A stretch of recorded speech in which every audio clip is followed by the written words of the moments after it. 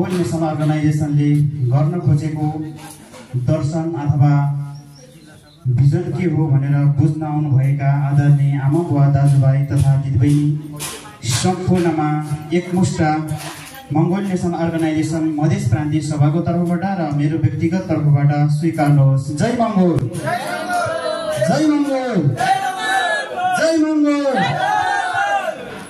हो अब विशेष गरेर आजका यस 18औं गणतन्त्र दिवस कार्यक्रम आज यस जितपुर सिमरा उपमहानगरपालिका वडा नम्बर 22 सकरी यस भवनको प्राङ्गणमा भइरहँदाखेरि मलाई एकदम खुसी लागिरहेको छ र हिजोको दिनमा आजभन्दा 4 वर्ष अगाडि यस 12 जिल्लाभित्र मात्र 2 जना व्यक्ति मात्रै थिए। 2 जनाबाट सुरु गरेको यो अभियानलाई मधेस प्रान्तको 8वटा जिल्लासम्म फैलिसकेको र 6वटा जिल्ला पूर्ण रूपले गठन भइसकेको अवस्था छ। यसरी हामी यस अभियानमा निरन्तर रूपमा हामी हिँड्दै गर्दाखेरि यसरी 2 जनाको एउटा अभियानले हिजोको दिनमा जुन महामानव डाक्टर गोपाल गुरुङज्यूले एक्लैले सुरुवात गर्नुभएको थियो, जुन मङ्गोल नेसन अर्गनाइजेसन सङ्गठन स्थापना गर्नुभन्दा अगाडि नै उहाँले 5 दशक अगाडिदेखि नै एक्लै लड्दै बोल्दै आउनुभएको इतिहास तपाईँ हामीले पढ्न पाउँछौँ र अहिले देशव्यापी रूपमै मङ्गोल नेसन अर्गनाइजेसनको कार्यक्रम बृहत रूपले 77वटै जिल्लाको आयोजनाहरूमा चाहिँ भव्य र सभ्य रूपले सम्पन्न भइरहेको छ। यसकारणले आजको हाम्रो यस 12 जिल्लामा पनि यसरी सभ्य र भव्य रूपले हुँदै गर्दा गर्व लागिरहेको छ र खुसी पनि लागिरहेको छ। साथै पहिलो कुरो त सम्पूर्ण उपस्थित हुनुभएका लोकतन्त्रवादी अथवा गणतन्त्रवादी सम्पूर्णमा यस आजभन्दा 18 वर्ष अगाडि तपाईँ हामीले बहुसंख्यक मूलवासी मङ्गोल अथवा लोक समुदायले स्वतन्त्रता, समानता, स्वतन्त्रता, भातृत्व पाएको दिन, त्यो दिन थियो हाम्रो पहिलो जित नै त्यही दिनबाट सुरु भएको थियो। तर हामीले आफ्नो अस्तित्वको र आफ्नो अधिकारको भने तपाईँ हामीले आफ्नो आवाजहरूलाई बुलन्द गर्न केही ढिलाइ भएको हो कि भन्ने महसुसहरू भइरहेको छ। र साथै यो मङ्गोल नेसन अर्गनाइजेसन महामानव डाक्टर गोपाल गुरुङज्यू भद्रकोल जेलभित्रबाटै 1 जनवरी 1989 को दिन स्थापना गरेर 2045 सालमै स्थापना भएर यो देशको 80% मूलवासी मङ्गोलहरू एकबद्ध हुनको लागि उहाँले खोल्नु भएको थियो। समग्र मूलवासीहरू आफ्नो अस्तित्व र अधिकारको लागि आवाज उठाउनु पर्छ, आफ्नो अस्तित्वको लागि लडाईँ लड्नुपर्छ भनेर महामानव डाक्टर गोपाल गुरुङज्यूले यो मङ्गोल नेसन अर्गनाइजेसन खोलेर सङ्गठनिक तवरबाटै अगाडि बढाएको थियो र आज यो सङ्गठन स्थापना भएर 36औं वसन्तमा टेक्दै गर्दा तपाईँ हामीले यो सङ्गठनको दर्शन सिद्धान्त अझै पनि बुझ्न सकिरहेको छैन र पचाउन सकिरहेको छैन। यो मङ्गोलवाद दर्शन भनेको के हो र यो मङ्गोल भन्न किन परिरहेको छ, 21औं शताब्दीमा आउँदा पनि किन भन्नु पर्यो, किन जय मङ्गोल भन्नु पर्यो भनेर चाहिँ कतिपय गाउँघरमा चाहिँ कुरा सुन्नमा आउँछ र कतिपय साथीहरूले गुनासो गर्नुहुन्छ। तर हामी यो देशको मूल कानुन संविधानभित्र तपाईँ हाम्रो अधिकार अस्तित्व सुनिश्चित हुन सकेको छैन। यस कारणले तपाईँ हामीले यो मङ्गोल नेसनल अर्गनाइजेसन सङ्गठनमा आबद्ध भएर आफ्नो अस्तित्व र अधिकारको लागि एकजुट हुनु परेको हो। यो मङ्गोलवाद दर्शनलाई बुझ्न परेको हो। जय मङ्गोल भनेर हामी सम्पूर्ण तामाङ मगर राई लिम्बू गुरुङ नेवार शेर्पा कोचे मेचे तिमाल अथवा समग्र 80% मुलगासी मङ्गोलहरूलाई एकता बनाउँदै देशव्यापी रूपमा अथवा विश्वव्यापी रूपमा अगाडि बढाएको अवस्था छ।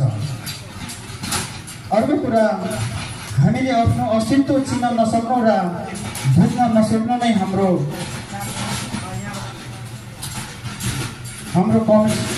कमजोरी हो।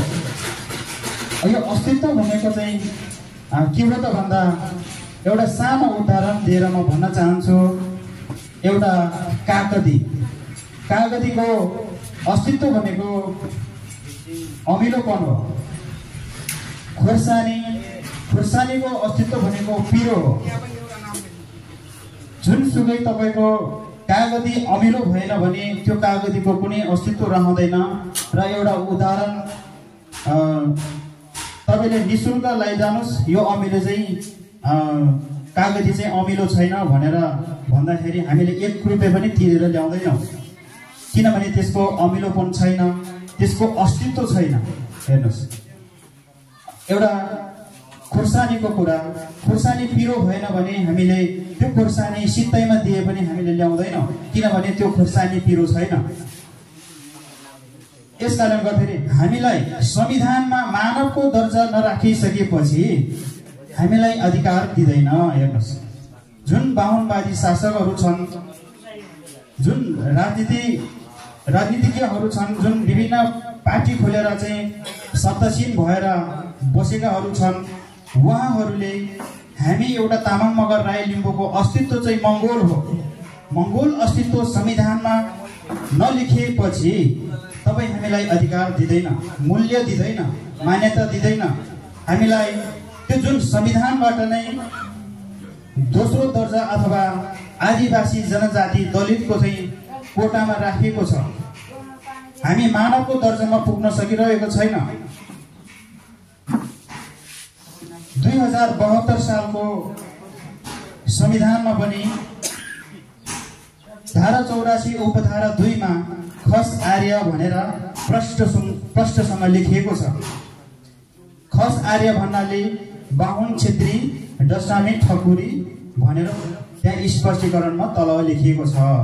भनिसकेपछि त्यसको पछाडिपट्टि के लेखेको छ भने आदिवासी, जनजाति, दलित, मुस्लिम, अल्पसंख्यक भनेर हामीलाई वर्गीकरण गर्यो अथवा देशको दोस्रो दर्जाको नागरिक बनायो। हामीलाई आउने शताब्दी पछि देशविहीन गराउने अथवा अधिकार विहीन गराउने उद्देश्यका साथ बाहुनवादी शासकहरू लागि परिरहेको छ। यो असर यो आदिवासी जनजाति बनाएको 4 दशक पनि बितेको छैन। हेर्नुहोस्, नेकपा एमाले 2046 सालमा जनजाति घोषणा गरियो। मनमोहन अधिकारी यथावत शीर्ष नेताहरूले हामीलाई जनजातिको क्याटेगोरीमा राखियो। जनजाति भनेको हामीले असली परिभाषा बुझ्दै जाँदाखेरि जनजाति भनेको अक्सफोर्ड डिक्सनरीमा चाहिँ हामीले हेर्ने हो भने नोम्याड, जिप्सी, ल्यान्डलेस, काउन्टरलेस भनेर बुझिन्छ। भनेको मतलब देशविहीन अथवा भूमिविहीन भनेर बुझिन्छ। र यसरी विभिन्न राजनीतिक घटनाहरू हुँदै गर्दा 2052 सालमा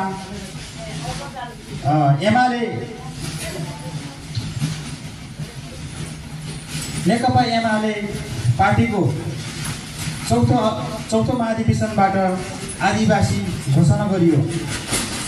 यो आदिवासी भनेर चाहिँ के भन्दो रहेछ भन्दा आदिम कालमा आएर बसोबास गरेको समुदाय भनेर उहाँहरूले व्याख्या गर्नुभएको छ।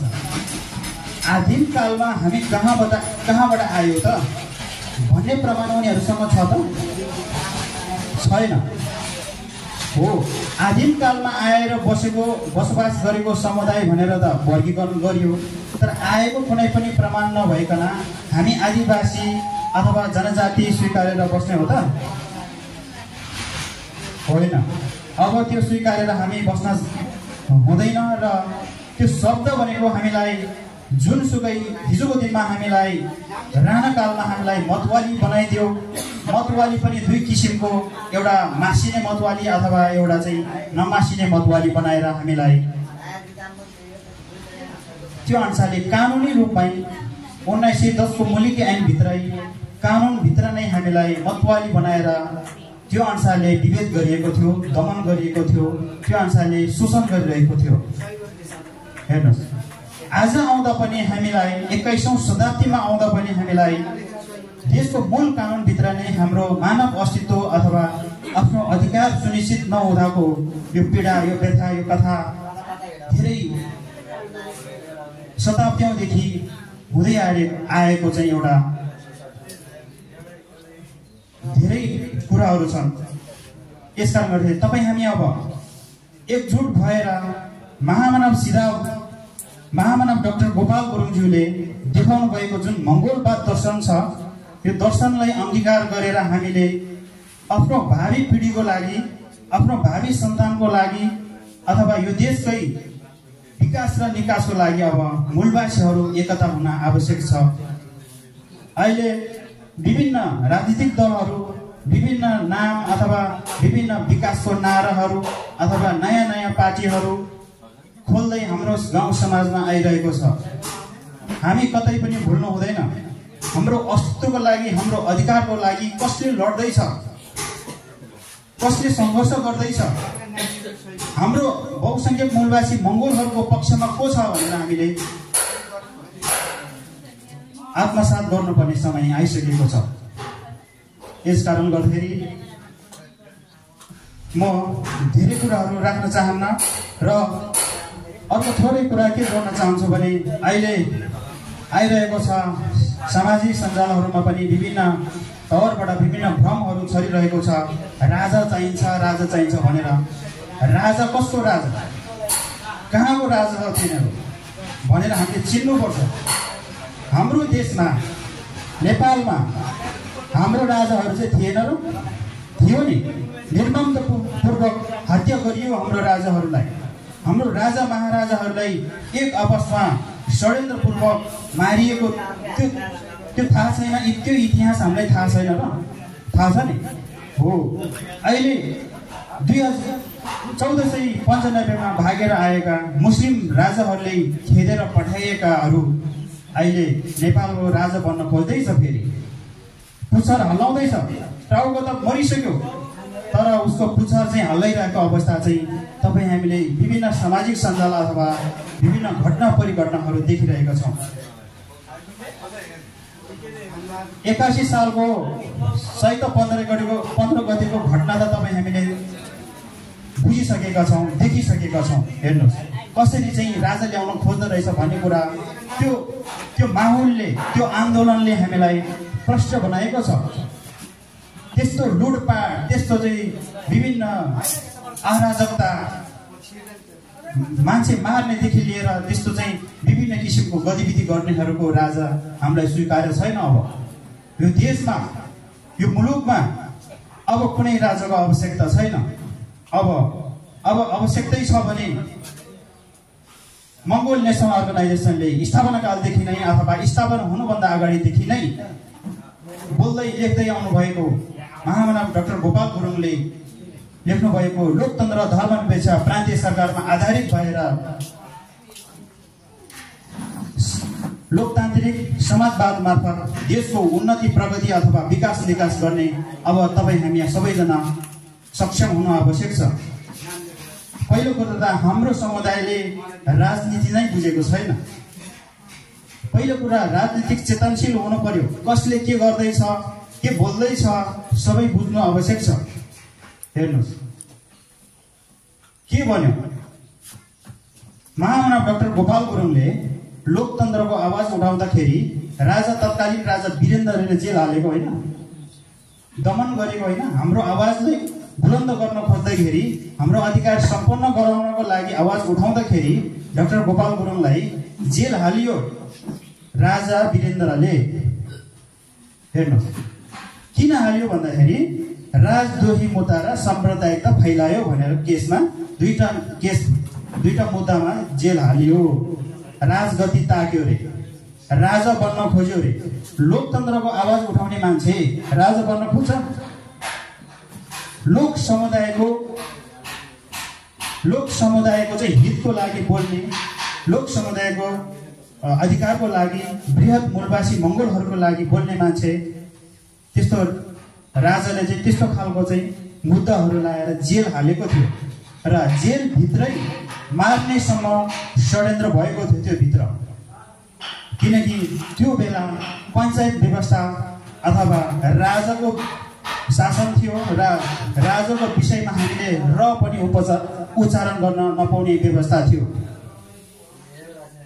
यसकारणले गर्दाखेरि अब त्यति बेला रामचन्द्र पौडेल, अहिलेको राष्ट्रपति, दोस्रो राष्ट्रपति रामचन्द्र पौडेलले के भनेको थियो भने यो डाक्टर गोपाल गुरुङले लोकतन्त्र बोल्यो, धर्मनिरपेक्ष बोल्यो, प्रान्तीय सरकार हुनुपर्छ भनेर बोल्यो, यसलाई चाहिँ जेलभित्रै मार्नुपर्छ, जेलभित्र मारेर यसको छाला तारेर चाहिँ जुत्ता लगाएर हिँड्नुपर्छ भन्ने मान्छे रामचन्द्र पौडेल अहिले लोकतान्त्रिक मुलुकको राष्ट्रपति ठुलो पदमा छ भनिसकेपछि लोकतन्त्र विरोधीहरू नै लोकतन्त्रको मालिक भएर सत्तासीन भएको अवस्था छ भनिसकेपछि अब यो लोकतन्त्र विरोधी अथवा गणतन्त्र विरोधीहरू नै देशको ठुलो ठुलो पदमा भएपछि लोकतन्त्रको अथवा गणतन्त्रको असली अभ्यास, असली मन हृदयदेखि नै त्यो खालको आभास गराउने चाहिँ कसले गराउने? लोकतन्त्र विरोधीहरू नै छन्, गणतन्त्र विरोधीहरू नै छन्। त्यो भएको कारणले हामीले यो अथवा लोकतन्त्र अथवा गणतन्त्रको एउटा असली अभ्यास गर्न सकिरहेको छैन र जति पनि शासक वर्गहरू छन् यो एउटा लोकतन्त्रको विरोधीहरू नै हुन्। एउटा लोकतन्त्रको नारा दिएर हामीलाई अल्मलाइरहेको अथवा भुलाइरहेको अवस्था छ। यस कारणले गर्दा तपाईँ हामीलाई अब राजनीतिक रूपले पनि चेतनशील भएर अगाडि बढ्नुपर्ने अवस्थाहरू छन् र हामी मूलवासी मंगोलहरू अब एकबद्ध भएर यो मंगोल नेसनल अर्गनाइजेसनको छाता संगठनमा एकजुट भएर अब हाम्रो अधिकार र अस्तित्वको निम्ति एक भएर अगाडि बढ्न आवश्यक छ। कतिपय गाउँहरूमा अथवा समाजमा के पनि भ्रम छ भने यो व्यवस्था ल्यायो, यो व्यवस्थाको एउटा स्थापना गर्यो, संस्थागत गर्यो भनेर विभिन्न यो पार्टीले ल्यायो, त्यो पार्टीले ल्यायो भन्ने एउटा भ्रम छ। यो भ्रममा हामी पर्नु हुँदैन, किनकि महामानव डाक्टर गोपाल गुरुङले 5 दशक अगाडि बढ्दादेखि नै लोकतन्त्र, गणतन्त्र, सङ्घीय सरकार अथवा प्रान्तीय सरकार चाहिँ नेपालमा हुनुपर्छ भनेर राजा महेन्द्र, राजा वीरेन्द्र, राजा ज्ञानेन्द्रसम्म प्रस्तावना अथवा प्रस्ताव पेश गरेको इतिहास अथवा त्यो दस्तावेजहरू हामीसँग छ। हेर्नुहोस्, यस कारणले हामी कुन पार्टीले ल्यायो, कुन पार्टीले यो गर्यो त्यो गर्यो भन्नेमा चाहिँ हामी लाग्नु हुँदैन। हामी स्पष्ट भएर अब आफ्नो अस्तित्वको लागि, आफ्नो अधिकारको लागि हामी अब एक भएर अगाडि बढ्नु एकदमै आवश्यक छ। र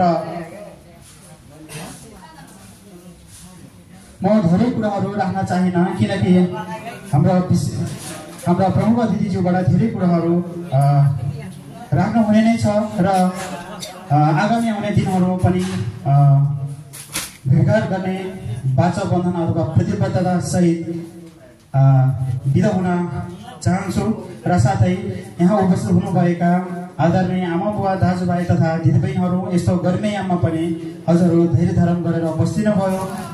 बोल्दै जाँदा केही तलमाथि हुन गएकोमा क्षमा पनि चाहन्छु र सम्पूर्णलाई जय मङ्गल भन्दै आजको लागि ओझेल पर्न चाहन्छु। स्वीकार्नुहोस् फेरि पनि जय मङ्गल, जय मङ्गल, जय मङ्गल। धन्यवाद धन्यवाद धन्यवाद। उहाँ हुनुहुन्थ्यो हाम्रो मधेस प्रान्तीय सभाका सचिव कुमार तामाङज्यू। कस्तो लाग्यो त उहाँको स्पिच तपाईँहरूलाई? भनाइ कस्तो लाग्यो? यसै गरी अब हामी कार्यक्रमको अन्तिम चरणमा आइसकेका छौँ र यसै गरी मन्तव्यलाई नै